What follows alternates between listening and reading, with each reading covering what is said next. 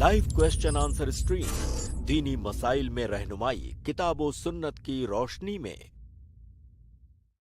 अस्सलामु अलैकुम वरहमतुल्लाहि वबरकातुहू। अल्हम्दुलिल्लाहि रब्बिल आलमीन वस्सलातु वस्सलामु अला रसूलिहिल करीम व मन तबिअहुम बिइहसानिन इला यौमिद्दीन, अम्मा बाद। आप तमाम भाइयों और बहनों का इस्तकबाल है, आपको खुशामदीद कहता हूँ हमारी आज की इस लाइव स्ट्रीम में। अल्हम्दुलिल्लाह हमारी स्ट्रीम ईद उल अज़हा के बाद कंटिन्यू हुई और अल्हम्दुलिल्लाह एक हफ़्ता आप लोगों ने फ़ायदा उठाया उसके बाद, और बहुत सारे सवालात पूछे गए होंगे और आप तमाम भाइयों और बहनों को आपके सवालात के जवाबात मिले होंगे। इंशाअल्लाह इस हफ़्ते से फिर दोबारा पूरा हफ़्ता हम आपके रूबरू होंगे और आप लोगों के सवालात लेंगे। शेख मोहतरम फ़ज़ीलतुद दुक्तोर मोहम्मद नसीम मदनी हफ़िज़हुल्लाह, जो अल्हम्दुलिल्लाह शेख मोहतरम हमें टाइम दे रहे हैं, शेख मोहतरम हमारे साथ होंगे और आपके सवालात के जवाबात दिए जाएंगे। तो आइए बिला ताख़िर मैं शेख मोहतरम को ऐड करता हूँ, इस्तक़बाल करता हूँ और सवालात का सिलसिला शुरू करते हैं। अस्सलाम वालेकुम वरहमतुल्लाहि वबरकातुहू। वालेकुम अस्सलाम वरहमतुल्लाहि वबरकातुहू। बहुत शुक्रिया शेख हमारे साथ ज्वाइन होने के लिए, वक्त देने के लिए। इजाज़त हो तो सवालात का सिलसिला शुरू करते हैं शेख। जी बिस्मिल्लाह। तो आज के सबसे पहले गेस्ट है अब्दुल सलाम, मैं आपको ऐड कर रहा हूँ, आप अपना सवाल करें। वालेकुम अस्सलाम वरहमतुल्लाहि वबरकातुहू। जी शेख, मेरा सवाल मियाँ बीवी के फिजिकल रिलेशनशिप के ताल्लुक से था कि जी जब मियाँ बीवी फिजिकल होते हैं तो जिस बिस्तर पे होते हैं और जो उनका जो लिबास जो बदन पे होता है, तो क्या गुस्ल लेने के बाद वो लिबास पहन सकते हैं और क्या बिस्तर नापाक हो जाता है? इसके ताल्लुक से मुझे जानना था शेख। बिस्मिल्लाह वल्हम्दुलिल्लाह वस्सलातु वस्सलामु अला रसूलिल्लाह। जब मियाँ बीवी फिज़िकल होते हैं, उनके दरमियान जिस्मानी ताल्लुक़ बनता है, तो ऐसी सूरत में उन दोनों के ऊपर गुस्ल वाजिब होता है। और ये जो हदस होता है, इसको ये मानवी चीज़ है, या आप नजासत अगर उर्दू में उसको अगर आप नजासत कहें तो ये नजासत मानवी होती है, ये नजासत हिस्सी नहीं होती है। जो नजासतें हिस्सी होती हैं, हिस्सी का मतलब वो चीज़ ऐसी कोई नजासत है जो दिखे और जिसका आयन नजिस हो, तो ये जो नजासत है ये जो है मानवी है, हिस्सी नहीं है। मानवी और हिस्सी नजासत में फ़र्क ये है कि जो हिस्सी नजासत है, दिखने वाली चीज़ है, जैसे पेशाब पैखाना है, हिस्सी नजासत है, उसका आयन ज़ायल होना चाहिए और उसका आयन किसी भी तरीके से पानी से धो करके या किसी भी तरीके से उसका आयन ज़ायल होना चाहिए। और जो नजासत मानवी है उसमें कोई आयन नहीं होता है। नजासत मानवी फकत एक वस्फ है, वो कोई ऐसी चीज नहीं है जो आपके जिस्म पर लगी है और आपको उसे ज़ायल करना है। तो मियाँ बीवी के फिजिकल होने से जो नजासत या जो हदस होती है वो मानवी है, वो हिस्सी नहीं है। लिहाजा उनके जिस्म पर या उनके कपड़े पर कोई ऐसी चीज नहीं लगी है जिसको ज़ायल करना है। उनके ऊपर गुस्ल वाजिब हुआ, लेकिन ये जो जिस हदस में गुस्ल वाजिब हुआ है ये मानवी है, ये हिस्सी नहीं है। तो वो गुस्ल करेंगे, इस तरह से वो पाक हो जाएंगे। बाकी उनके जो कपड़े का मसला है, बिस्तर का मसला है, ना तो कपड़ा चेंज करने की जरूरत है, ना तो बिस्तर चेंज करने की जरूरत है, ना तो उसे धुलने की जरूरत है, वो पाक है। जी बहुत शुक्रिया शेख। जी अब्दुल सलाम साहब। जी जज़ाकुमुल्लाह खैर। अस्सलाम वालेकुम रहमतुल्लाहि व बरकातुहू। अगले गेस्ट हैं हमजा अमीन, मैं आपको ऐड कर रहा हूँ, आप अपना सवाल करें। अस्सलाम वालेकुम शेख नसीम, वालेकुम शेख सलाम अरशद। वरहमतुल्लाहि वबरकातुहू। शेख, अगर कोई बंदा जैसे अगर गलती से उसने उसकी प्लेट में अगर कोई हराम चीज आ गई है, जैसे सुअर का गोश्त, और उसने उसने वो तो नहीं खाया लेकिन उसके ऊपर का खा लिया वो निकाल के, तो क्या ये सही होगा या ये हराम होगा? देखिए, आपने कहा कि गलती से आ गया। गलती से तो अगर वो गोश्त भी खा ले, उसको पता नहीं है और गलती से उसने खा लिया, तो हम हराम या जायज ये जानबूझ करके होता है। जब इंसान के पास इल्म हो, ला इल्मी में हराम और नाजायज नहीं होता है। उसने अगर खा लिया तो उसके ऊपर कोई गुनाह नहीं है। खाना तो नाजायज है, जैसे गोश्त बना है, हराम जानवर का गोश्त बना हुआ है, उसका शोरबा भी हराम है, क्योंकि उसके شوربے کے اندر اس حرام گوشت سے چیزیں اس کے مادے آتے ہیں، تو جان بوجھ کر کے تو اس کا شوربہ کھانا بھی حرام ہے، لیکن جب اس نے لا علمی میں کھایا تو ایسی صورت میں اس کے اوپر کوئی گناہ نہیں ہے۔ شیخ وہ جی اگر اس کو پتہ چل گیا لیکن اس نے وہ تو نہیں کھایا، لیکن اس کے اوپر کا کچھ کھا لیا، اس کو پتہ بھی پتہ ہے؟ چلنے کے بعد بالکل نہیں کھانا ہے اس کو، پتہ چلنے کے بعد حرام ہے۔ جب اسے جی پتہ چل گیا، اگر اس کے بعد بھی اس نے کھا لیا تو اس نے گویا کہ حرام کھایا، اب اس حرام نے گناہ کا کام کیا، اس کو توبہ کرنا ہے۔ لیکن اگر جی غلطی سے کھایا ہے تو اس نے کوئی حرام نہیں کیا ہے۔ ان اللہ تجاوز عن امتی ان اللہ تجاوز عن امتی الخطا والنسیان وما استکرہوا علیہ، خطا اور نسیان، غلطی سے بھول کر کے یا جس پر جبر کیا گیا ہو، اللہ رب العالمین اس پر مواخذہ نہیں کرتا ہے، تو لیکن شیخ اگر اگر کوئی جان بوجھ کر کے کھایا ہے تو پھر اس نے گناہ کیا ہے، اس کو توبہ کرنا چاہیے۔ شیخ اگر کوئی حرام چیز اگر پیٹ میں آ جائے تو پوری پلیٹ ہی پھینک دینی چاہیے، یا اس کو حرام چیز کو پھینک کے اور جو وہ رکھ سکتے ہیں؟ اس کی دو صورتیں ہو سکتی ہیں، کوئی ایسی حرام چیز آپ کی پلیٹ میں آئی کہ حلال کے ساتھ مل گئی، خلط ملط ہو گئی، تب تو آپ کو پورا پھینک دینا ہے۔ لیکن اگر ایسی حرام چیز آئی ہے جو خلط ملط نہیں ہوئی ہے، اس میں پتہ ہے کہ یہ حرام ہے یہ حلال ہے، تو حرام والے کو پھینک دیجئے، حلال والے کو کھا لیجئے۔ جی شیخ، جی شیخ، بہت بہت بہت شکریہ شکریہ شیخ، حمزہ امین بھائی، جزاک بارک اللہ اللہ خیر۔ بارک اللہ فیکم۔ اس کے بعد ساحل کو میں ایڈ کر رہا ہوں۔ السلام علیکم شیخ۔ السلام علیکم ورحمۃ اللہ۔ شیخ میرا سوال نماز سے ریلیٹڈ ہے کہ شیخ جیسا کہ امام ہے اور امام کے پیچھے ایک ہی مقتدی ہے، تو ایک مقتدی ہے تو وہ اس کے سائڈ میں یعنی بازو دائیں جانب کھڑا ہوں گا، تو اگر دوسرا کوئی نماز کے لیے آئے تو اسے کیسا وہ کیسا نماز میں شامل ہوگا؟ اس کا دو طریقہ ہے، یا تو امام کو آگے بڑھا دے اشارہ کر کے، یا تو جو مقتدی ہے اس کو پیچھے کر لے۔ اب وہاں پر وہ دیکھے گا کہ سچویشن کون سی، وہاں پر کیا کام کرنا مناسب ہے۔ مان لیجئے ایسی جگہ پر نماز پڑھ رہے ہیں کہ آگے دیوار ہے، تو وہاں تو آپ امام کو آگے نہیں بڑھا سکتے، وہاں لا محالہ آپ کو مقتدی کو پیچھے ہی کھینچنا پڑے گا۔ لیکن اگر آگے جگہ خالی ہے تو وہاں آپ امام کو آگے بھی بڑھا سکتے ہیں، اور چاہیں تو مقتدی کو آپ پیچھے کھینچ لیں۔ یا کبھی ایسا ہو سکتا ہے کہ جہاں پہ وہ دونوں نماز پڑھ رہے ہیں آگے تو اسپیس ہے لیکن پیچھے اسپیس نہیں ہے، ایسی صورت میں لا محالہ آپ کو امام کو ہی آگے کرنا ہوگا۔ تو بہرحال جیسی سچویشن ہے اس طرح سے وہ کرے گا، امام کو آگے بھی کیا جا سکتا ہے، مقتدی کو پیچھے بھی کھینچا جا سکتا ہے۔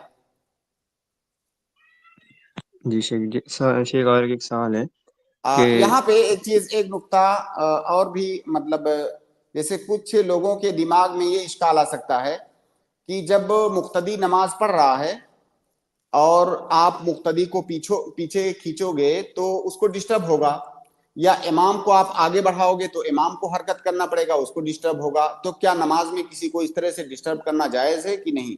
یہ اشکال کی کسی کے دماغ میں آ سکتا ہے، کیونکہ نماز میں کسی کو ڈسٹرب کرنا یا اس کو حرکت کرنے پر مجبور کرنا یہ تو عمومی حالات میں تو جائز نہیں ہے۔ لیکن یہاں پر دلیل موجود ہے۔ پہلی بات تو یہ کہ اللہ کے نبی صلی اللہ علیہ وسلم نے ایسا کیا ہے۔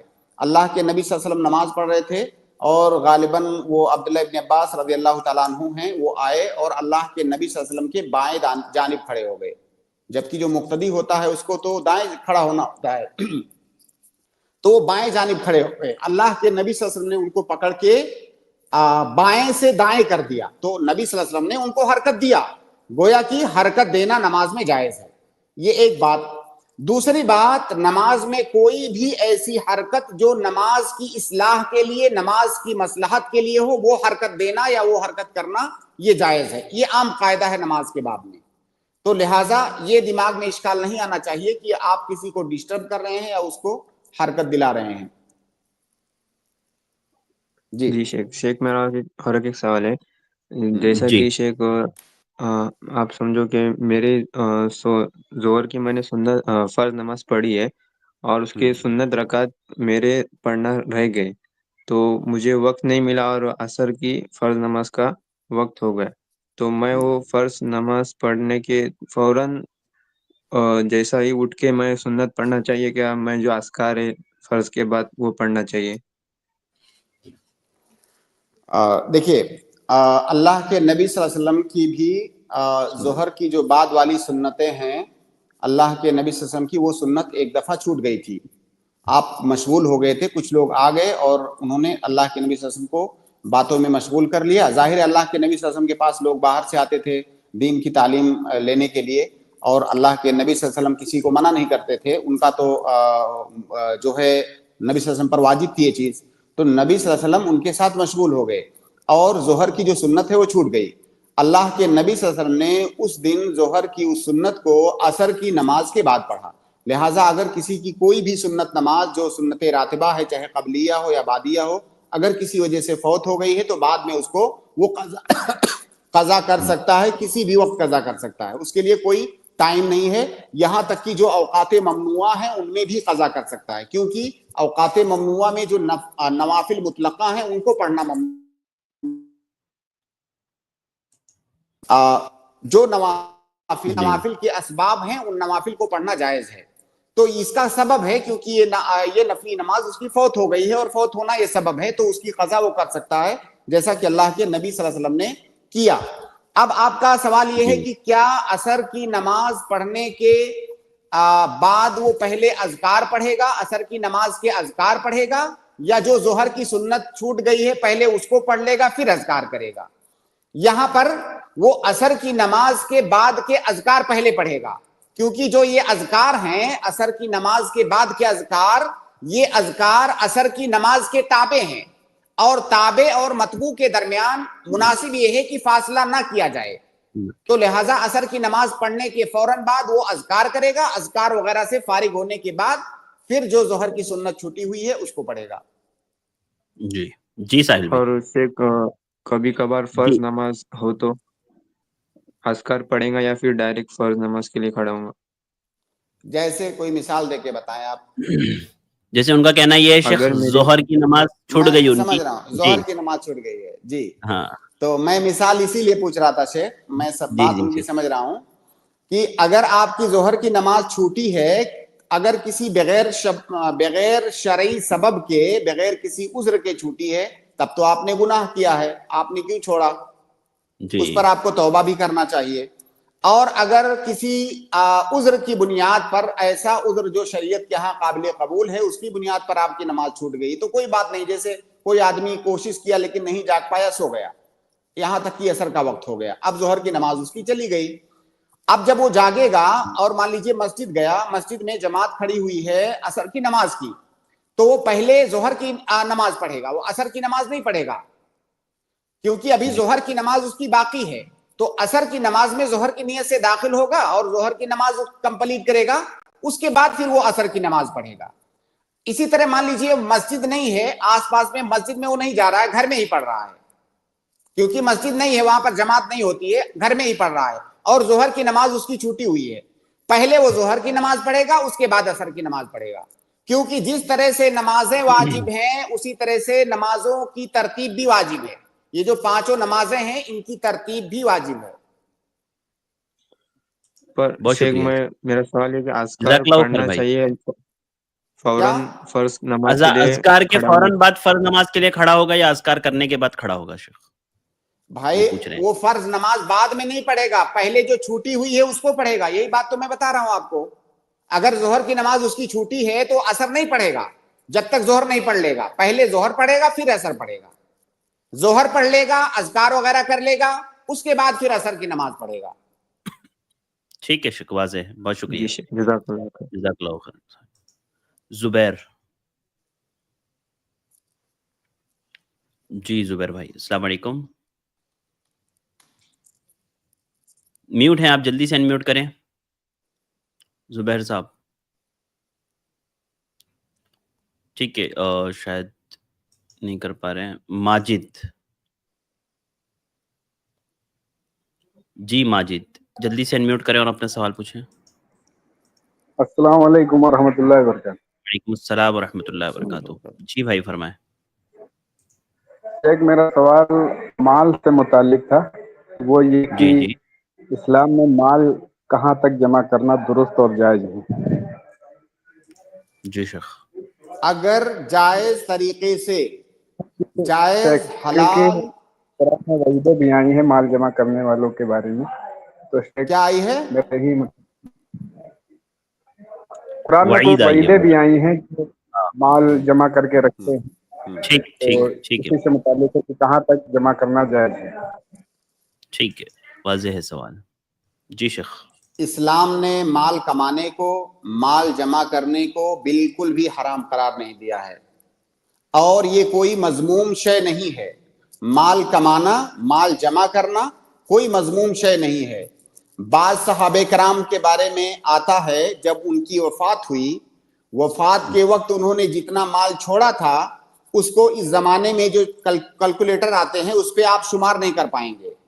ان کا مال، ان کا جو ترکہ تھا اور کبار صحابہ کرام، ایسے مطلب گمنام نہیں، کبار صحابہ کرام، بعض صحابہ کرام نے اپنی موت کے بعد اتنا مال چھوڑا، اتنا ترکہ چھوڑا کہ آپ اس کو شمار نہیں کر پائیں گے۔ موجودہ کرنسی میں آپ شمار کریں گے تو آپ کی آنکھیں کھلی کی کھلی رہ جائیں گی، اتنا مال انہوں نے چھوڑا۔ اللہ کے نبی صلی اللہ علیہ وسلم کی زندگی میں بعض صحابہ کرام اتنے زیادہ امیر تھے۔ عثمان رضی اللہ تعالیٰ عنہ کے بارے میں آپ نے کئی واقعات سنے ہوں گے، پوری فوج تیار کر دیتے تھے اپنے مال سے، اپنے ذاتی مال سے، اتنے امیر تھے۔ تو ہماری شریعت میں مال جمع کرنا، مال کمانا بالکل بھی حرام نہیں ہے، یہ جائز ہے، لیکن اس کے لیے شرط یہ ہے کہ اس مال کو جائز اور مباح اور حلال طریقے سے کمایا جائے، اور اس مال کے اوپر جو حقوق واجب ہوتے ہیں ان حقوق کو ادا کیا جائے۔ جیسے مال کو ہم نے حلال طریقے سے کمایا، مال کا حق کیا ہے؟ مال کا ایک حق یہ ہے کہ اس میں اگر زکوٰۃ واجب ہوتی ہے تو زکوٰۃ نکالی جائے۔ مال کا ایک حق یہ ہے کہ اس مال کو غلط جگہ پر نہ خرچ کیا جائے، صحیح جگہوں پر خرچ کیا جائے۔ آپ کے پاس بہت مال ہے لیکن آپ حرام کاری میں اس کو خرچ کر رہے ہیں تو یہاں پر مذموم ہے وہ مال۔ تو لہٰذا ہماری شریعت میں مال کمانا، مال جمع کرنا، کوئی ایک دلیل کوئی نہیں دکھا سکتا ہے جہاں پر شریعت نے مال کمانے سے روکا ہو۔ وہ تمام دلیلیں یا وہ تمام آیات اور احادیث جہاں پر مال کی کثرت کی مذمت کی گئی ہے، اس سے مقصود یہ ہے کہ یا تو آپ حرام طریقے سے مال کمائیں، یا آپ نے مال کو کمانے کے بعد مال کے اوپر جو حقوق واجب ہیں وہ ادا نہیں کر رہے ہیں، یا مال کو غلط کاموں میں خرچ کر رہے ہیں، یا اس مال کی وجہ سے آپ اللہ رب العالمین سے، اپنے دین سے اور ایمان سے غافل ہو جا رہے ہیں۔ ایسے مال کی مذمت ہے۔ لیکن وہ مال جو آپ کو آپ کے رب سے غافل نہ کرے، وہ مال جو آپ کو آپ کے دین سے دور نہ کرے، بلکہ وہ مال آپ کے لیے اور ذریعہ سبب بن جائے اللہ تعالیٰ سے قریب ہونے کا، وہ مال تو بہت اچھی چیز ہے۔ بھائی آپ کے پاس زیادہ مال ہے، آپ اللہ کے راہ میں زیادہ خرچ کر رہے ہیں، صحیح طریقوں پر اس کا استعمال کر رہے ہیں، تو یہ تو بہت اچھی چیز ہے، اور اس چیز کی تعریف کی گئی ہے ہماری شریعت کے اندر۔ تو مال کی کثرت اس وقت مذموم ہے جب وہ آپ کے لیے فتنے کا سبب ہو، جب آپ کے لیے حرام چیزوں میں داخل ہونے کا سبب ہو، تب وہ مال مذموم ہے۔ جی ماجد بھائی۔ جی سر، شکریہ شیخ۔ اور ایک سوال یہ بھی تھا کہ نماز سے متعلق تھا کہ جی جماعت میں کھڑے ہونے کا صحیح طریقہ کیا ہے، یعنی اقامت کے دوران اقامت سے پہلے کھڑا ہوا جائے، یا اقامت ہو جائے قد قامت الصلاۃ یا حی علی الصلاۃ کی ٹائم کھڑا ہوا جائے، اس کا بہتر طریقہ کون سا ہے؟ دیکھیے، اقامت اس مسئلے میں علماء کے درمیان بہت اختلاف ہے کہ جب اقامت کہی جائے تو جو مقتدی حضرات ہیں وہ کب کھڑے ہوں۔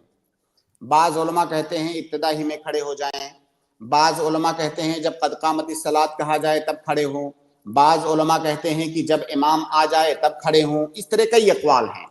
صحیح بات یہ ہے کہ اس سلسلے میں کسی بھی حدیث کے اندر وقت کی تحدید نہیں بتائی گئی ہے کہ آپ کو کھڑے کب ہونا ہے۔ کہیں کسی ایک حدیث کے اندر بھی تحدید نہیں کی گئی ہے کہ آپ کو اس وقت کھڑا ہونا ہے، شروع میں کھڑا ہونا ہے، یا جب قد قامت الصلاۃ کہا جائے تب کھڑا ہونا ہے۔ البتہ اس سلسلے میں ایک حدیث وارد ہے اللہ کے نبی صلی اللہ علیہ وسلم کی کہ آپ نے کہا صحابہ کرام کو کہ لا تقوموا حتی ترونی، تم لوگ اس وقت تک نہ کھڑے ہو جب تک مجھے دیکھ نہ لو۔ اس حدیث کا پس منظر کیا ہے؟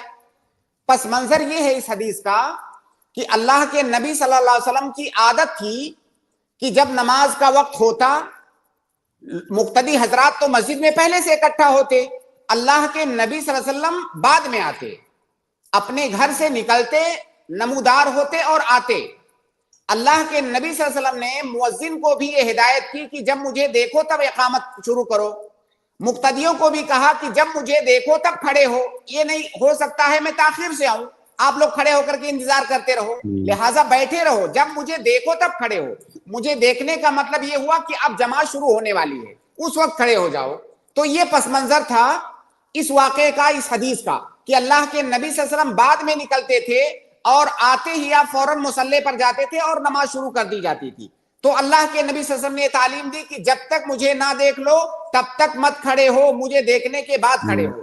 لہٰذا اس مسئلے میں جو معتدل رائے ہے تمام حدیثوں پر نظر ڈالنے کے بعد وہ یہ ہے کہ اگر امام مسجد میں پہلے سے موجود ہے تب تو اس کا کوئی وقت نہیں ہے کھڑے ہونے کا، آپ اقامت کی ابتدا میں بھی کھڑے ہو سکتے ہیں، اقامت کے درمیان میں بھی کھڑے ہو سکتے ہیں، بہرحال تکبیر تحریمہ سے پہلے آپ کھڑے ہو جائیں تاکہ آپ کی تکبیر تحریمہ نہ چھوٹنے پائے، کیونکہ تکبیر تحریمہ پانے کی بھی فضیلت ہے۔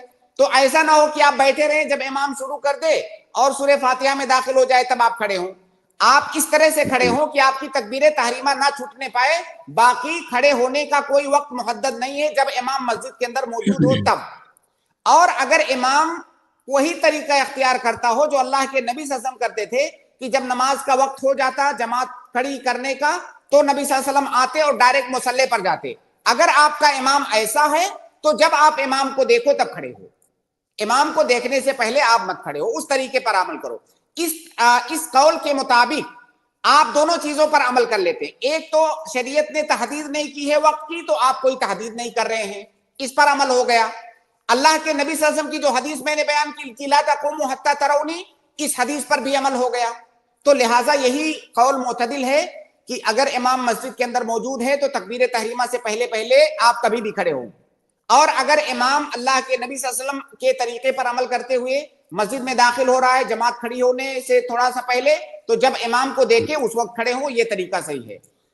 لیکن ہمارے ہاں کیا یہ ممکن ہے ائمہ کے لیے؟ اکثر حالات میں تو جو میں نے دیکھا ہے یہ ممکن نہیں ہے۔ امام کو عام طور سے آپ جو سائل صاحب ہیں یا جو بھی لوگ سن رہے ہیں ان کو معلوم ہے کہ ہمارے ہاں امام اور مؤذن یہ ملازم ہوتے ہیں، نوکر جی، اور نوکر کی ذمہ داری ہوتی ہے کہ وہ جو ہے جو مالکان ہیں مسجد کے مالکان یا جو جتنے مصلیان ہیں ان کی حاضری سے پہلے امام صاحب ان کا استقبال کرنے کے لیے موجود رہیں۔ اگر امام صاحب تھوڑی سی تاخیر سے آئے، ایک آدھ منٹ لیٹ ہو گیا ان سے، تو پھر ان کی خیر نہیں ہے، کیونکہ وہ ملازم ہیں، نوکر ہیں سماج اور معاشرے کے۔ ہمارے ہاں یہ سچویشن ہے، تو لہٰذا بہتر یہ ہے، جو سچویشن ہے اس سچویشن میں بہتر یہ ہے کہ جب مؤذن اقامت کہہ رہا ہے آپ اس درمیان کبھی بھی کھڑے ہو سکتے ہیں، اور یہ جو سچویشن ہے یہ بدلنی چاہیے۔ اگر آپ اپنے حالات بدلنا چاہتے ہیں تو یہ سچویشن بھی بدلنی چاہیے۔ امام اور مؤذن نوکر نہیں ہے، امام اور مؤذن اس مسجد کے بہت ہی معزز، بلکہ اگر یہ کہا جائے کہ سب سے معزز لوگ ہیں تو شاید بیجا نہیں ہوگا۔ اور دیکھیے اسی وجہ سے کیا ہوتا ہے کہ آپ جب ایک چیز کو چھوڑتے ہیں، شریعت کی کسی ایک چیز کو، تو آپ سے کئی سنتیں چھوٹ جاتی ہیں۔ امام اور مؤذن کی عزت ہونی چاہیے، ان کا احترام ہونا چاہیے، آپ نے اس کو چھوڑ دیا، آپ نے ان کو نوکر کی طرح سے ٹریٹ کیا، اس کی وجہ سے کون سی سنت چھوٹ گئی؟ اللہ کے نبی صلی اللہ علیہ وسلم کی ایک سنت ہے جمعہ کے خطبے میں کہ آپ جمعہ کے خطبے میں گھر سے نکل کر کے ڈائریکٹ ممبر پہ آتے تھے، یہ نبی صلی اللہ علیہ وسلم کی سنت ہے، اس کو زندہ کرنا چاہیے۔ گھر سے نکل کے ڈائریکٹ ممبر پر آتے تھے، اور یہ کب ممکن ہوگا؟ ظاہر امام ایک اندازہ لگا کر کے نکلے گا گھر سے اپنے، ہو سکتا ہے اس سے 2 منٹ کی تاخیر بھی ہو جائے، لیکن کیا آپ امام کی 2 منٹ کی تاخیر برداشت کرنے کے لیے تیار ہیں؟ اس کو تو ایسی سزائیں دیں گے کہ وہ سوچ نہیں سکتا ہے اگر وہ 2 منٹ کی تاخیر سے آ جائے تو۔ صحیح بات ہے۔ تو اس کی وجہ سے یہ سنت چھوٹ رہی ہے۔ اللہ کے نبی صلی اللہ علیہ وسلم کے بارے میں بات معروف ہے، آپ عید کے مسئلے میں دیکھیے، عید کے مسئلے میں علماء کے درمیان اس بات کو لے کر اختلاف ہے کہ عیدگاہ میں تحیۃ المسجد پڑھیں گے کہ نہیں پڑھیں گے.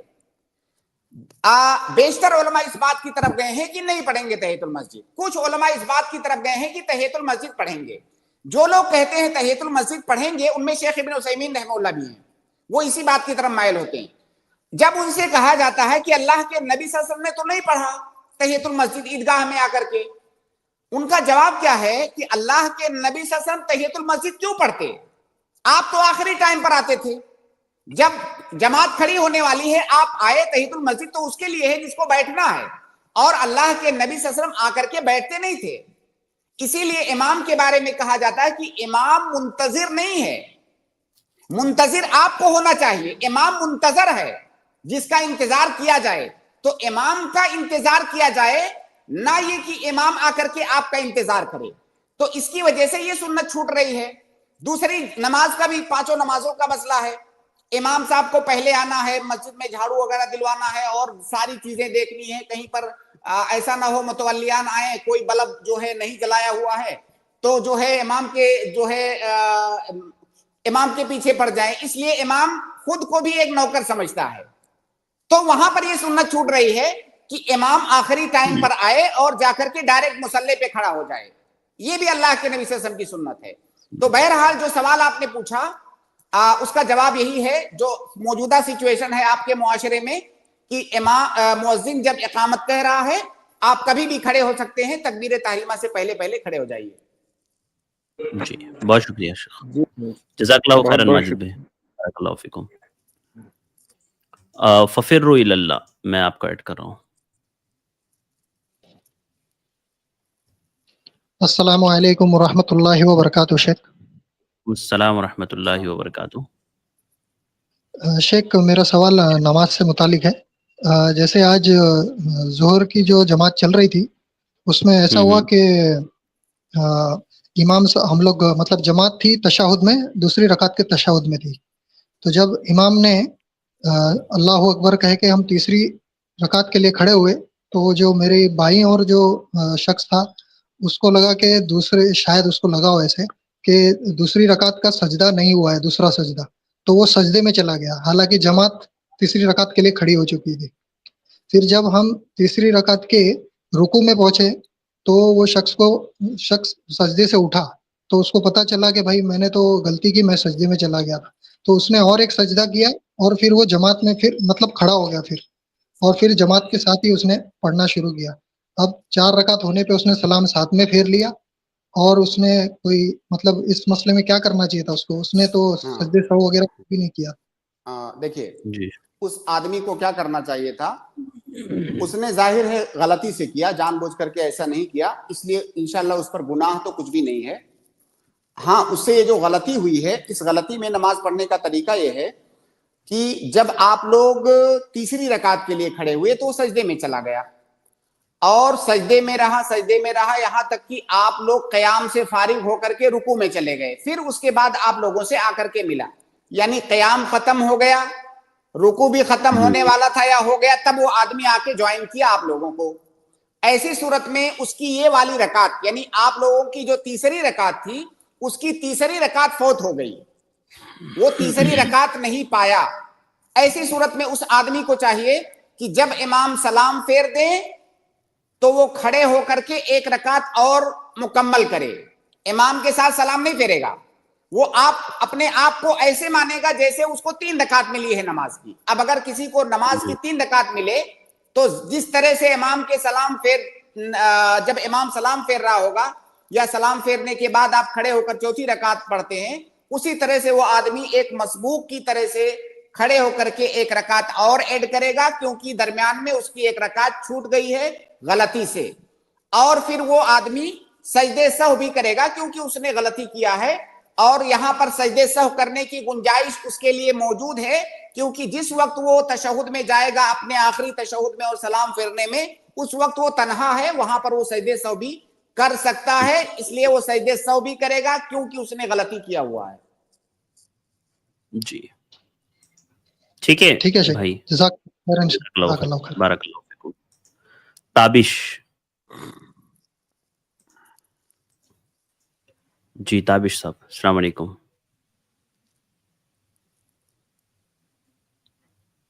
جی تابش آپ کو آواز آ رہی ہے؟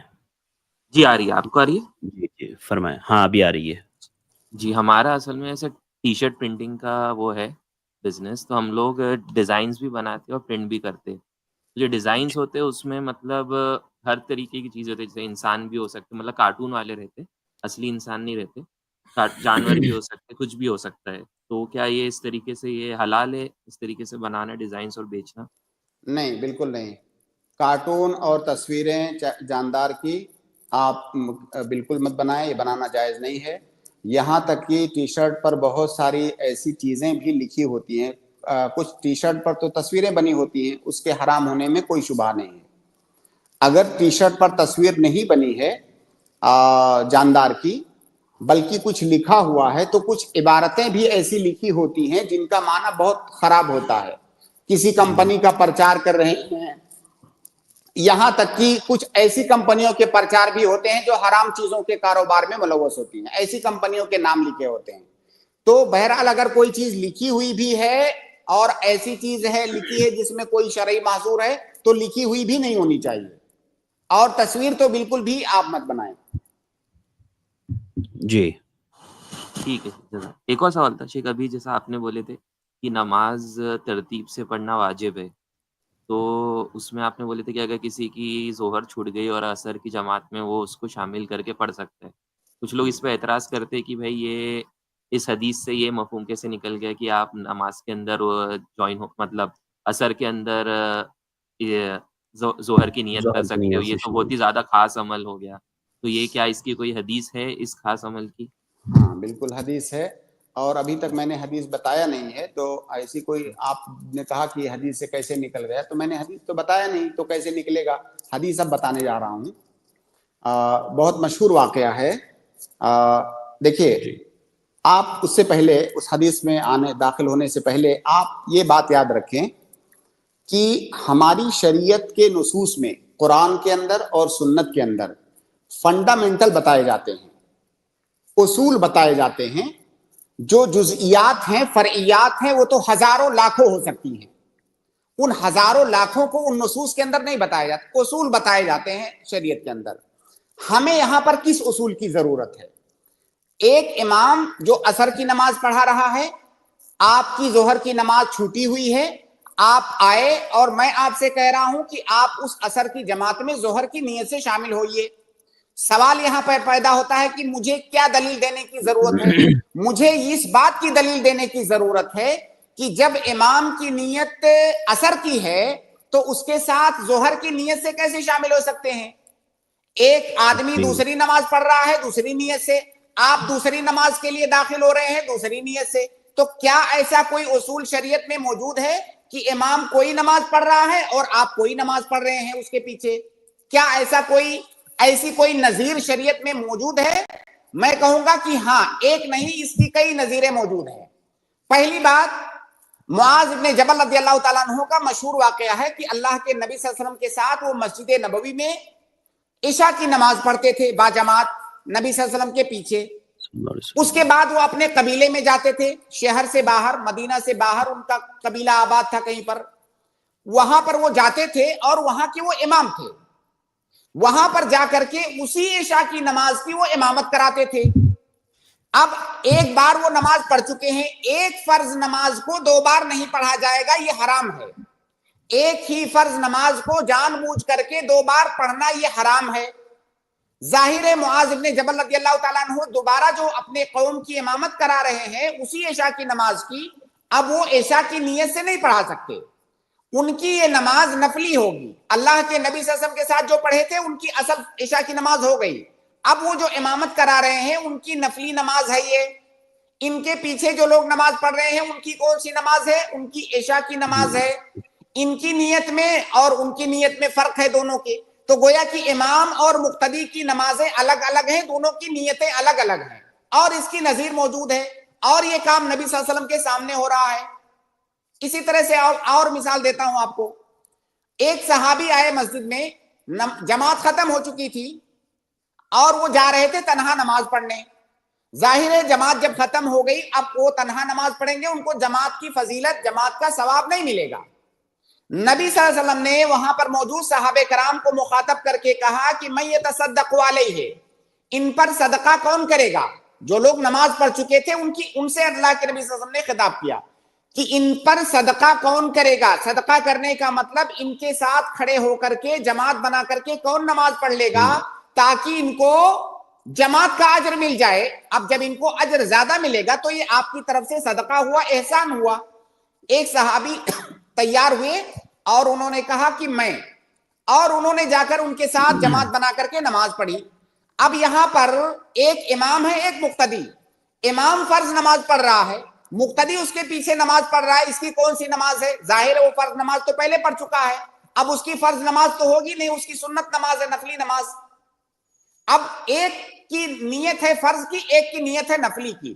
تو جب نفلی اور فرض، نفل اور فرض کی نیت میں فرق ہو سکتا ہے امام اور مقتدی میں، تو جو مسئلہ آپ پوچھ رہے ہیں وہاں پر تو دونوں ہی فرض نمازیں ہیں، تو وہاں پر اختلاف نیت کیوں جائز نہیں ہوگا؟ تو لہٰذا اگر کوئی پوچھتا ہے کہ ایسا کیسے ہو سکتا ہے تو اس کو بتائیے کہ شریعت کے اصول یہی کہہ رہے ہیں جیسا کہ ان احادیث کے اندر بیان کیا گیا ہے۔ جی تابش بھائی، زیادہ تر دوسری والی حدیث جو آپ نے بتائے وہ جماعت بنانے والی وہی پیش کرتا تھا، لیکن کبھی کبھی لوگ بولتے تھے کہ بھائی فرض کے پیچھے فرض کی نیت، تو وہ تو مجھے لگتا تھا کہ بھائی ہاں یہ بھی ہو سکتا ہے کہ آپ بھائی نفل اور پوچھئے فرض کہ دو الگ بھائی ہے۔ دیکھیں فرض اور نفل میں زمین آسمان کا فرق ہے، جب وہ دونوں ایک ساتھ ہو سکتے ہیں تو فرض اور فرض ایک ساتھ کیسے؟ یہ تو بدرجہ اولا ہو سکتے ہیں۔ جی وہ جی ٹھیک ہے تابش بھائی، ٹھیک ہے، جزاک اللہ۔ بارک اللہ فیکم۔ اس کے بعد ابو ہند، میں آپ کو ایڈ کر رہا ہوں، آپ اپنا سوال کریں۔ السلام علیکم ورحمۃ اللہ وبرکاتہ۔ وعلیکم السلام ورحمۃ اللہ وبرکاتہ۔ تو ناظر خیریت سے ہیں؟ الحمدللہ۔ جیسے میرا سوال یہ ہے کہ جیسے ہم نماز پڑھ رہے ہو اور ہم اتحیات تشہد میں بیٹھے ہو اور امام صاحب کھڑے ہو جائے، ہمارا تشہد باقی ہو، تو پھر کیا ہمیں تشہد پوری کرنی چاہیے یا پھر امام صاحب کے پیچھے کھڑا ہونا چاہیے؟ ایسے ہی اگر ہم کھڑے ہو گئے اور سورہ فاتحہ پڑھے اور امام صاحب رکوع میں چلے جائے تو کیا ہمیں سورہ فاتحہ اپنی مکمل کرنی چاہیے یا امام کے ساتھ رکوع میں چلا جانا چاہیے؟ اور اگر ہم نے مکمل تشہد اور سورہ فاتحہ پڑھ لی اور امام نے جیسے رکوع کر لیا تھا تو اور ہم جب پہنچے تب امام کا رکوع ختم ہو چکا تھا، وہ مطلب کہ سمیع اللہ لمن حمید پڑھ رہے تھے، تو اب ہماری نماز سے کیا حکم ہوگا؟ آپ سمجھ پائے شیخ سوال؟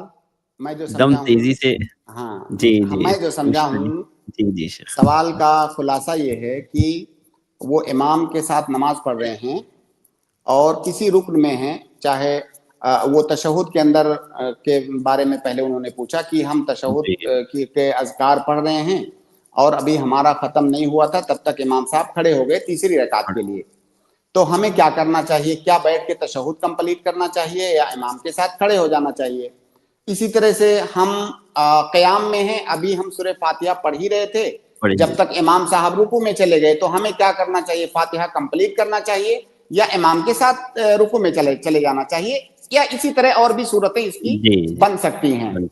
تو اس کا جواب یہ ہے بھائی کہ اگر آپ کا اتنا باقی ہے کہ جلدی سے کمپلیٹ کر کے آپ امام کے پیچھے جا سکتے ہیں اور اس سے پہلے کہ امام اس رکن سے دوسرے رکن میں منتقل ہو جائے آپ امام کو پا جائیں گے آرام کے ساتھ، تب تو آپ کمپلیٹ کر لیں۔ لیکن اگر آپ کا زیادہ باقی ہے تو آپ امام کے ساتھ چلے جائیں، آپ چھوڑ دیں، جہاں تک آپ نے پڑھا ہے وہیں پر آپ چھوڑ دیں۔ جیسے سورہ فاتحہ ہے، آپ مسجد میں داخل ہوئے، جماعت پہلے سے کھڑی ہوئی ہے اور آپ جیسے ہی جماعت میں داخل ہوئے آپ نے الحمدللہ رب العالمین الرحمن الرحیم جیسے آپ نے اتنا پڑھا، امام رکوع میں چلے گئے، ابھی تو سورہ فاتحہ کا بیشتر حصہ آپ کا باقی ہے، جب تک آپ اتنا پڑھو گے تب تک ہو سکتا ہے امام رکوع سے بھی اٹھ جائے۔ اب یہاں پر آپ کو چھوڑ دینا ہے، آپ کو امام کے ساتھ رکوع میں چلے جانا ہے۔ اب سوال یہ پیدا ہوگا کہ جب آپ نے وہ کمپلیٹ نہیں پڑھا سورہ فاتحہ یا تشہد آپ نے کمپلیٹ ذکر نہیں پڑھا، امام کی مطابقت کرنے کی وجہ سے آپ کھڑے ہو گئے، تو کیا آپ کی وہ رکعت مانی جائے گی کہ نہیں؟ آپ کی وہ رکعت مانی جائے گی، کیونکہ آپ نے عذر کی بنیاد پر اس کو چھوڑا ہے۔ سورہ فاتحہ بھی اگر کمپلیٹ نہیں ہوا اور امام کے ساتھ رکوع میں چلے گئے اور عذر ہے آپ کے پاس تو آپ کی وہ رکعت مانی جائے گی. تشہد میں بھی آپ کمپلیٹ نہیں کر سکے, امام کی متابعت کرنے کے لیے آپ کھڑے ہو گئے, آپ کی وہ رکعت مانی جائے گی. لیکن سوال یہاں پیدا یہ ہوتا ہے کہ بیشتر دفعہ بیشتر جگہوں پر یہ سوال ایک طرح سے فرضی سوال کہلائے گا. بھائی اگر آپ سورہ فاتحہ میں تو کہہ سکتے ہیں, سورہ فاتحہ میں ہو سکتا ہے تھوڑا سا آپ تاخیر سے پہنچے, امام ختم کر رہا تھا قرات اور آپ سورہ فاتحہ ایک دو آیتیں صرف پڑھ سکے. لیکن تشہد میں تو آپ امام کے ساتھ پہلے سے ہیں, تو تشہد میں آپ اتنا تاخیر کیوں ہو جائیں؟ آپ کو معلوم ہے کہ آپ کسی کے پیچھے پڑھ رہے ہیں تو تھوڑا سا جلدی پڑھیں نا. یا تو وہ امام بہت فاسٹ ہے یا تو آپ بہت سلو ہیں. اگر امام بہت زیادہ فاسٹ ہے تو اس کو کہیے تھوڑا اطمینان سے پڑھے, اور اگر آپ سلو ہیں تو آپ اپنی اسپیڈ تھوڑی سی بڑھا لیں. صحیح بات ہے. اچھا جی بھائی بات دونوں سمجھ میں آئی آپ کے؟ ہاں الحمدللہ. اگر جیسے کہ میں نے سورہ فاتحہ مکمل پڑھ لی اور پھر میں رکوع میں گیا اور امام صاحب رکوع سے اٹھ چکے تھے, تو اب کیا مجھے وہ رکعت ملے گی یا نہیں ملے گی؟ اسی طرح اگر تشہد میں نے پوری پڑھ لی اور امام صاحب رکوع میں چلے گئے تھے اور سمجھ گیا تو مجھے سمجھ میں آ گیا, جی واضح ہو گیا. اگر آپ نے سورہ فاتحہ آپ کمپلیٹ کرنے میں لگے ہوئے ہیں اور امام رکوع میں چلا گیا اور رکوع سے یہاں آپ سورہ فاتحہ پڑھ رہے ہیں یہاں تک کہ امام کا رکوع بھی ختم ہو گیا, امام رکوع سے کھڑا بھی ہو گیا, تو گویا کہ یہ رکن امام کے ساتھ آپ کو نہیں ملا. رکوع ایک رکن ہے نا, امام کے ساتھ میں آپ کو رکن نہیں ملا, آپ کی وہ رکعت نہیں مانی جائے گی اگر امام کھڑا ہو گیا ہے تو. لہٰذا اگر یہ غلطی پہلے ہوتی رہی ہو آپ سے تو اب آئندہ یہ غلطی نہ کریں. امام کی متابعت ضروری ہے نماز میں, امام کے پیچھے ہی آپ جو ہے فوراً اس رکن میں منتقل ہو جائیں. ایک اور سوال پوچھ سکتا ہوں؟ جی آپ کے 2 سوالات ہو گئے بھائی تقریباً. جزاک اللہ خیر. اگلی اسٹریم میں آ جائیے انشاءاللہ. ٹھیک ہے, جزاک اللہ. بارک اللہ فیکم. ابن داؤد بھائی نے کمنٹ کیا ہے, شیخ جتنی تیزی سے آپ سوال کیا ہے اتنی تیزی سے پڑھ لو تشہد تو مل جائے گی. ڈاکٹر احمد میں آپ کو ایڈ کر رہا ہوں, آپ اپنا سوال کریں. السلام علیکم شیخین. وعلیکم السلام. شیخ میرا سوال یہ ہے کہ اسکولوں میں مڈ ڈے میل کے نام سے جو اسکیم ہوتی ہے اس میں بچوں کو دن میں کھانا کھلایا جاتا ہے گورنمنٹ کی طرف سے. تو اب حکومت کی طرف سے مان لیجئے 50 روپیہ پر اسٹوڈنٹ پر ڈے پیسہ لگانے کی اسکیم ہے, اور اگر کوئی ٹیچر جو ہے جو ذمہ دار ہے وہ باقاعدہ طور سے اسکیم کے تحت بچوں کو کھانا کھلا رہا ہے گورنمنٹ کی تمام گائیڈ لائنس کے تحت, لیکن پھر بھی چونکہ جب مڈ ڈے میل کا فنڈ ریلیز ہوتا ہے نا تو وہ ٹوٹل مان لیجئے 200 بچوں کے حساب سے ریلیز ہوتا ہے, لیکن ظاہر ہے 200 بچے ہر روز تو حاضر نہیں رہتے. اب جو پیسہ ٹیچر کے پاس بچ جاتا ہے تو کیا وہ اس پیسے کو ذاتی طور پر استعمال کر سکتا ہے؟ کیونکہ ایک ٹیچر ایکچولی ایسا دعویٰ کر رہا ہے, تو اس لیے میں سوال پوچھ رہا ہوں. قطعاً نہیں کر سکتا ہے, ہرگز نہیں کر سکتا ہے. دنیا کا کوئی بھی عالم دین یہ فتویٰ آپ کو نہیں دے سکتا ہے. اگر کسی کے پاس شریعت کے اصولوں کا علم ہے کہ وہ ٹیچر یا اس اسکول کا ذمہ دار اس پیسے کو اپنے استعمال میں لائے, کوئی یہ فتویٰ نہیں دے گا, یہ قطعاً حرام ہے. دیکھیے اس کی آپ کو میں ایک مثال دوں. جیسے میں آپ کو پیسہ دوں کہ یہ پیسہ لیجئے اور اس سے غریبوں کو کھانا کھلا دیجئے, میں نے گویا کہ آپ کو ذمہ دار بنایا, اپنا وکیل بنایا کہ یہ پیسہ لیجئے غریبوں کو کھانا کھلا دیجئے. اب وہ پیسہ آپ لے گئے, آپ نے غریبوں کو کھانا کھلایا, اس میں سے کچھ پیسہ بچ گیا.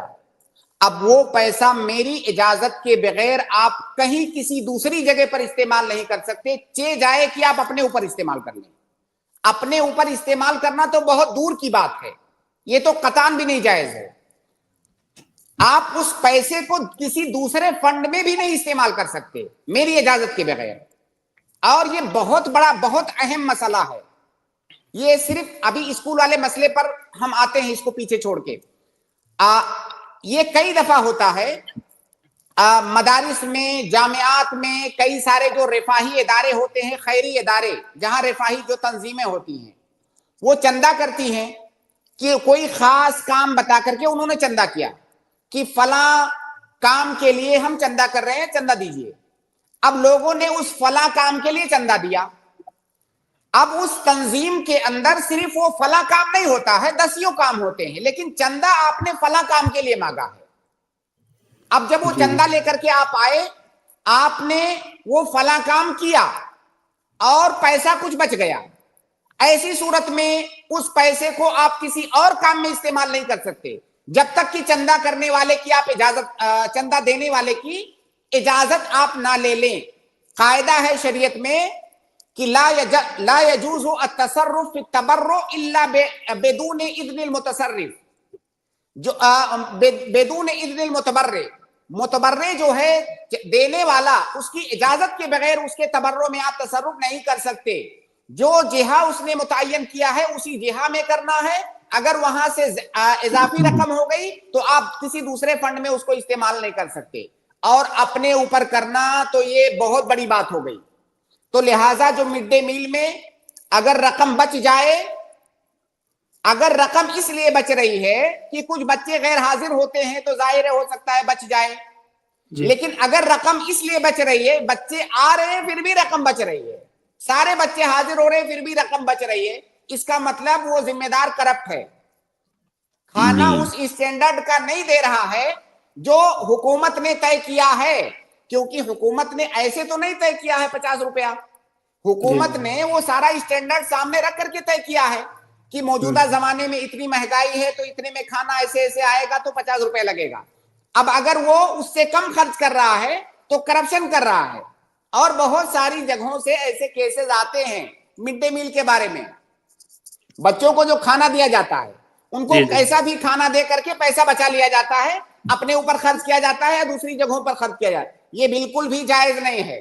اگر کرپشن کیا جا رہا ہے، بچوں کو اچھا کھانا نہیں دیا جا رہا ہے تو یہ حرام ہے، اور اگر اس اسٹینڈرڈ کا کھانا دینے کے باوجود بھی پیسہ بچ جا رہا ہے تو اس پیسے کو آپ حکومت کو واپس کریں، یا حکومت سے جا کر کے اجازت طلب کریں کہ صاحب یہ پیسہ بچ گیا ہے کیا میں کھا لوں؟ اگر اجازت دے حکومت کی ہاں کھا لو تو کھا لو۔ جی ٹھیک ہے ڈاکٹر صاحب۔ جی آپ کی آواز نہیں آ رہی ڈاکٹر صاحب، معذرت۔ ٹھیک ہے، شاید ڈاکٹر صاحب کو جواب مل گیا ہے، آواز نہیں آ پا رہی ہے۔ ابھی آواز آ رہی ہے؟ ہاں ابھی آ رہی ہے، ابھی آ رہی ہے۔ ہاں میں یہ پوچھ رہا تھا کہ یہ پیسہ جو بچ جا رہا ہے، اگر ہم سارے گائیڈ لائنس فالو کرتے ہیں تو اب یہ پیسہ گورنمنٹ کو تو واپس نہیں دے سکتے، اس کا کوئی پروویژن نہیں ہے، تو کیا کیا جائے پھر اس پیسے کا؟ نہیں، ایسا نہیں ہو سکتا ہے۔ آپ جو متعلقہ محکمہ ہے، متعلقہ ادارہ، اس کو آپ اطلاع کیجئے نا، کیسے نہیں اس کا پروویژن ہے کوئی؟ آپ شیخ اطلاع وہ کیجئے کرپٹ لوگ ہیں، وہ تو کہیں گے ہمیں دے دو ہم کھا لیں گے، ان کو کیا فرق پڑے گا؟ بھائی ایک آدمی اپنے کرپشن کو آپ دوسرے آدمی کے کرپشن سے جسٹیفائی تھوڑی کر سکتے، مطلب دو غلط کام ہونے والا ہے، اب یہاں پر آپشن ہے کہ یا تو آپ غلط کام کریں یا تو وہ غلط کام کرے، تو کیا آپ پسند کرو گے کہ آپ ہی کرو؟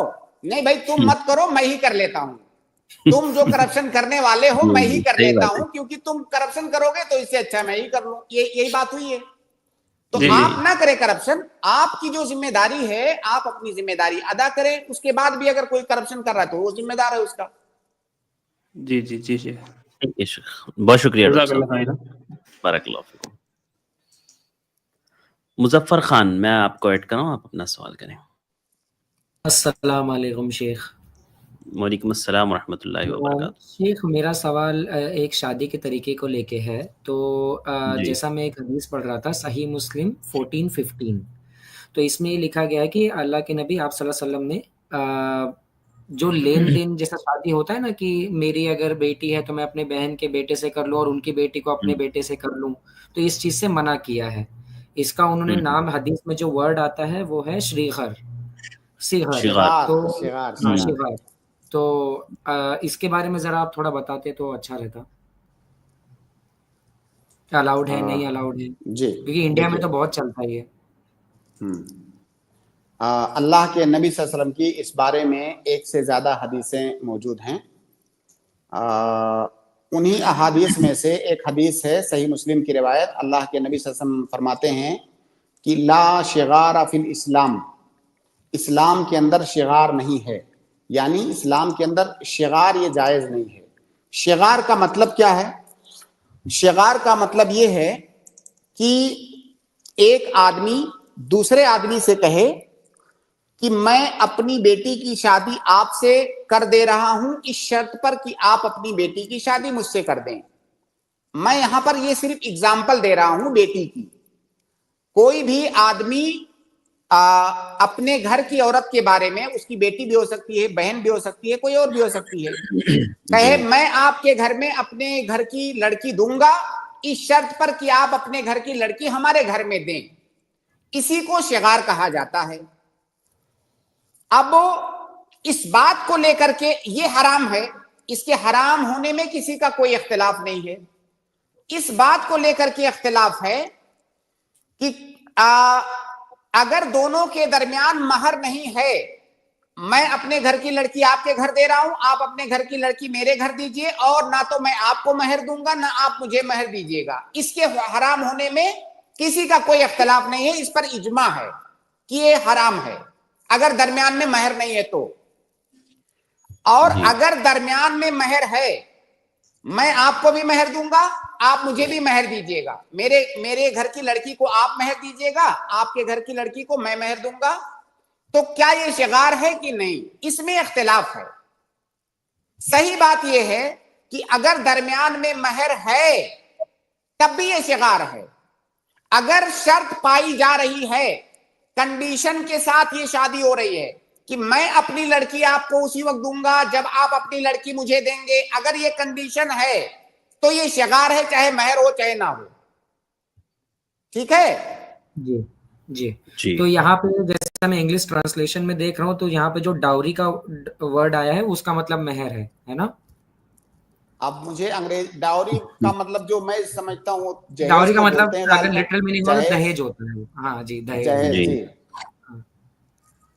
मैंने जो बताया, अगर इसमें आपको कहीं ना कुछ बात समझ में आ रही है तो आप उसमें सवाल कीजिए, जो आप पढ़ रहे हैं उसको छोड़ दीजिए। बस कंडीशन, ये कंडीशन, ये वर्ड याद रखें। शर्त अगर है दोनों जानिब से कि मैं अपनी लड़की उस वक्त दूंगा जब आप देंगे, अगर ये कंडीशन है तो हराम है। अगर इस कंडीशन के बगैर हो रही है, जैसे आपने अपने घर की किसी लड़की की शादी किसी घर में तय की, शादी वगैरह तय हो गई, अब जाहिर है आमतौर से शादियां तय होती हैं कुछ महीनों कुछ सालों के बाद, फिर दोबारा निकाह होता है। अब ये शादी तय होने के बाद दोनों के खानदानों के दरमियान ताल्लुक एक बन गया। अब इसी दरमियान बात निकली, उस घर में भी एक लड़की थी, बात निकली कि चलो उस लड़की की शादी इस घर में कर लेते हैं। अब इस तरह से दोनों घर की लड़कियां एक दूसरे के घर गई, लेकिन ये कंडीशन मतलब शर्तिया नहीं है, ये इत्तेफाकिया है, तो इसको शिगार नहीं कहेंगे। जब शर्तिया हो तब शिगार है जी। और ये शर्त किसी भी शक्ल में हो सकता है ना शेख, सिर्फ महर या बच्चों के शक्ल में, मतलब कोई डील हुआ या कोई जमीन, कोई भी चीज हो सकती है, राइट? ये निकाह की बात हो रही है, हम सिर्फ और सिर्फ निकाह की बात कर रहे हैं। नहीं, जैसे मान लीजिए अगर कोई ये बोले कि भाई आप हमारे लड़के से कर लो, हम आपको ये जमीन दे देंगे, ऐसा कुछ, या ये डील हम आपसे कर लेंगे, तो ये हर एक। अब हम आप निकाह से बाहर निकल गए ना, हमने इसीलिए कहा ना हम सिर्फ निकाह की बात कर रहे हैं। अच्छा, ये सिर्फ निकाह में, शिगार सिर्फ निकाह में होता है। जी जी जी। एक और छोटा सवाल है, क्या मैं पूछ सकता हूँ? जी पूछ लीजिए। हाँ, तो जैसे मैं अगर मान लीजिए ईशा पढ़ने अपने घर से निकला हूँ और मैं कोई ऐसे मस्जिद में जा रहा हूँ जो 5 मिनट के रास्ते है, लेकिन बीच में मेरे को एक और मस्जिद दिखती है, इसमें ऑलरेडी ईशा का नमाज हो रहा है, तो क्या मुझे उस मस्जिद में जाके पढ़ना चाहिए जिसमें मैंने ऑलरेडी नियत किया है कि हाँ भाई मैं इस मस्जिद में जाके पढ़ूंगा, या अगर मैं देख रहा हूँ कि नमाज हो रही है एक मस्जिद में तो लाओ पहले वहां जुड़ जाता हूँ, जमात खड़ी हो गई है, तो इस पे दोनों चीज आपके लिए जायज है। शरीयत ने आपको दोनों ऑप्शन दिया है, बस शर्त सिर्फ इतना ध्यान रखें कि जमात छूटने न पाए। अगर आपको लगता है कि आगे वाली मस्जिद में जाऊंगा तो तब तक जमात खत्म हो जाएगी, तो फिर आप इसी मस्जिद में नमाज पढ़ लीजिए, क्योंकि जमात के साथ नमाज पढ़ना ये वाजिब है। जी जी ठीक है मुजफ्फर भाई, थैंक यू सो मच। अस्सलाम वालेकुम। सलीम, मैं आपको ऐड कर रहा हूँ। अस्सलाम वालेकुम वरहमतुल्लाहि वबरकातुहू। अस्सलाम वरहमतुल्लाहि वबरकातुहू। जी शेख, मेरा सवाल दुआ के ताल्लुक से है कि तशहुद में अल्लाह के रसूल सल्लल्लाहु अलैहि वसल्लम ने फरमाया है कि तशहुद में अत्तहियात पढ़े, फिर दुरूद इब्राहिम पढ़े, फिर और एक दुआ सिखाई, उसके बाद जो मांगना है वो मांग ले, ऐसा हदीस का मायना निकलता है। तो उसमें हम जो है कुरान की जो दुआएं हैं, रब्बना आतिना फिद दुनिया, ये सारी दुआएं पढ़ सकते हैं। तो اس کے علاوہ کیا جو سورہ بقرہ کی جو آخری آیت ہے آمن الرسول، کیا وہ بھی پڑھ سکتے ہیں؟ کیونکہ اس کی بھی فضیلت ہے اور وہ بھی دعا کے اس میں. دیکھیے بھائی، یہ بات بالکل صحیح آپ نے کہی کہ اللہ کے نبی صلی اللہ علیہ وسلم نے جب تشہد سکھلایا تو تشہد سکھلانے کے بعد نبی صلی اللہ علیہ وسلم نے یہ بھی کہا کہ تشہد سے فارغ ہونے کے بعد ثم لیختر من الدعاء ما شاء، پھر جو دعا چاہو وہ دعا کرو. اللہ کے نبی صلی اللہ علیہ وسلم نے آپ کو کہا کہ جو دعا چاہو وہ دعا کرو. اب یہاں پر آپ کوئی بھی دعا کر سکتے ہیں. اللہ کے نبی صلی اللہ علیہ وسلم کی احادیث میں بہت ساری دعائیں وارد ہیں، وہ دعائیں آپ کر سکتے ہیں. قرآن کے اندر ایسی آیتیں ہیں جن میں دعا ہے، دعائیہ کلمات ہیں، آپ وہ دعائیں بھی پڑھ سکتے ہیں. دیکھیے، قرآن کو ایک پڑھنا ہوتا ہے بطور تلاوت اور ایک پڑھنا ہوتا ہے بطور دعا. آپ تشہد کے اندر قرآن کو بطور تلاوت نہیں پڑھ سکتے، آپ بطور دعا پڑھ سکتے ہیں. بطور دعا ظاہر ہے آپ انہی آیتوں کو پڑھیں گے جن میں دعا ہے، جیسے ربنا آتنا فی الدنیا یہ والی آیت ہے، یا آپ نے سورہ بقرہ کا حوالہ دیا، اس کے اندر آخر میں آیت ہے کہ ربنا لا تواخذنا ان نسینا واخطانا، یہ آیت، یہ دعائیہ جو ہے اس میں کلمات ہیں. تو قرآن کی کوئی بھی ایسی آیت جس میں دعا ہے آپ اس کو تشہد میں پڑھ سکتے ہیں بطور دعا، بطور تلاوت نہیں. جی جی شیخ، تو پڑھ سکتے ہیں. جی پڑھ سکتے ہیں. جی جزاک اللہ. بارک اللہ. فرحین. جی سسٹر فرحین. السلام علیکم. وعلیکم السلام. شیخ، کیا بغیر دوپٹے کے نماز کے بعد والا سجدہ سہو کیا جا سکتا ہے؟ نہیں، بغیر دوپٹے کے عورت کے لیے نماز پڑھنا یہ جائز ہی نہیں ہے. جیسے نماز میں ستر پوشی ضروری ہے نا، نماز میں ستر پوشی ضروری ہے، اور نماز کے اندر عورت کے لیے اس کا سر، اس کا بال یہ بھی ستر ہے، تو اس کا ڈھکنا یہ واجب ہے. وہ سجدے سہو سے پورا نہیں ہوگا. اس نماز کو دوبارہ پڑھیے اگر ایسی نماز پڑھ لی. نہیں شیخ، سجدے سہو میں بغیر دوپٹے. اچھا، ہاں، صرف سجدے سہو بغیر دوپٹے کے کریں گے؟ نہیں، بالکل نہیں. وہ سجدے سہو نماز کا سجدہ ہے. جی، اس سجدے کے اندر وہ تمام شرطیں لاگو ہوں گی جو نماز کے اندر لاگو ہوتی ہیں، جیسے باوضو ہونا انسان کا، قبلہ رخ ہونا انسان کا، وہ تمام شرطیں لاگو ہوں گی جو نماز میں لاگو ہوتی ہیں. آپ سجدے سہو کی بات کر رہے ہیں، سجدے تلاوت کی بات کر رہے ہیں؟ نہیں، سہو کے بعد. اچھا نہیں، مطلب ابھی تو آپ نے نماز پڑھی ہے، ابھی آپ نے نماز پڑھی ہے. ہو سکتا ہے سلام پھیرنے سے پہلے آپ سجدے سہو کریں، تب تو آپ نماز کے اندر ہی ہیں. یا اگر آپ سلام پھیرنے کے بعد بھی سجدے سہو کر رہی ہیں تو ابھی تو ایک سیکنڈ پہلے آپ نماز سے نکلی ہیں، تو اتنی دیر میں دوپٹہ کہاں چلا گیا؟ گرمی سے گرمی. نہیں، بالکل نہیں، دوپٹے کے ساتھ کرنا ہے. جزاک اللہ خیر. ایک چھوٹا سوال ہے، بہت چھوٹا. جی جلدی سے. بغیر ترتیب جان بوجھ کے نماز جو قضا ہے وہ پڑھے تو پھر کیا وہ گناہ ہوگا؟ دیکھیے، نہیں، یہ اختلافی مسئلہ ہے. اس پر گناہ کا حکم تو فوراً لگانا یہ مناسب بات نہیں ہے، لیکن صحیح بات یہ ہے کہ ترتیب یہ واجب ہے، اور اس پر استدلال کیا ہے علماء نے. پہلی بات یہ کہ اللہ کے نبی صلی اللہ علیہ وسلم کی ایک دفعہ کئی نمازیں چھوٹی، اور ان تمام نمازوں کو آپ نے ترتیب سے پڑھا، الٹ پلٹ کے نہیں پڑھا.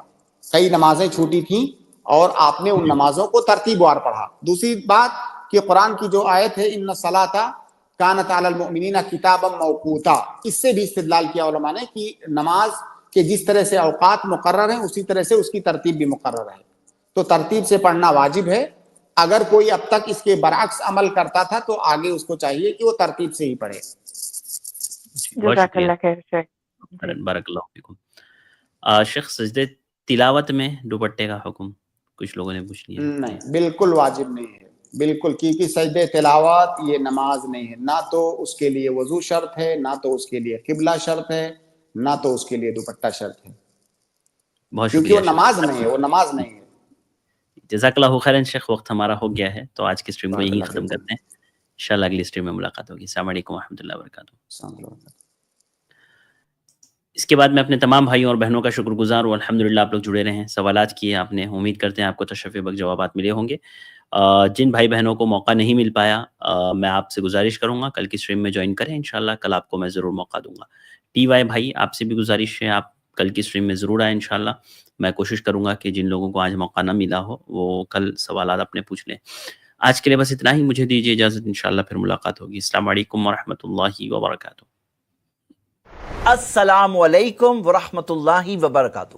آئی پلس ٹی وی پر الحمدللہ 140 سے زیادہ علماء اکرام کے پروگرامز، 16,000 سے زیادہ دینی ویڈیوز، ہر ہفتے 35 سے زیادہ علمی اور دعوتی لائیو سٹریمز، اردو، انگلش اور بنگلہ زبانوں میں کام۔ I plus TV mobile app, smart TV app اور آئی پلس ریڈیو پر 24 گھنٹے لائیو پروگرامز، 40 سے زیادہ سوشل میڈیا ایپس پر daily video upload, 13 YouTube channels, الحمدللہ تجربے کار علم والے علماء، اسلام کی صحیح تعلیمات لوگوں تک پہنچانا اور دین کی دفاع۔ اس کام کو آپ کو ضرور سپورٹ کرنا چاہیے۔ جزاک اللہ خیر، والسلام علیکم ورحمۃ اللہ۔ Support I plus T V, donation دینے کے لیے 9588888826 پر کال کریں۔